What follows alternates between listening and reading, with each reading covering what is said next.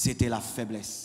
Il paraît que Paul, lorsqu'on lisait ses écrits, c'était rempli d'autorité. C'était un grand Paul. Mais lorsqu'on le voyait physiquement, il était méprisable. Beaucoup de gens en live méprisaient Paul. Et beaucoup de gens dans les écrits tremblaient devant Paul. De sorte qu'il leur disait, je vais venir et je vais voir la puissance des gens qui s'opposent à mon ministère. Car dans sa faiblesse, il avait une patience à toutes épreuves, des signes, des prodiges et des miracles.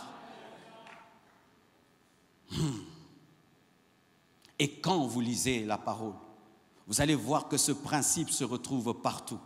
Voyez par exemple, Dieu se plaît toujours à utiliser les choses faibles. Dis ça à ton voisin de gauche, Dieu se plaît toujours à utiliser les choses faibles.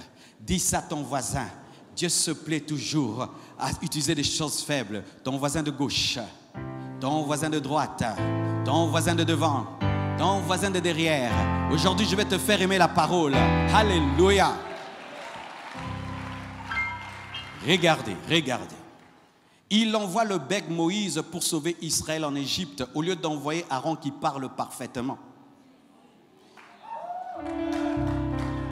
Il se cache dans le bégaiement de Moïse. Pourquoi? Parce qu'il aime la faiblesse. Il se plaît à voir un homme qui fait des miracles en disant Nza, nza, mbe, lobi. Mais dans les nza, nza, nza, mbe, lobi, il y a la mer qui s'ouvre en deux. Ils peuvent frapper l'Égypte des ténèbres, mais il bégaye. Bien-aimé, je bénis Dieu pour ton bégaiement. Ton bégaiement est une invitation à la puissance de Dieu. Je dis ton bégaiement est une invitation à la puissance de Dieu. Ne te fatigue pas de bégayer. Continue à bégayer et Dieu viendra t'utiliser et il te donnera un Aaron qui va interpréter ton bégaiement.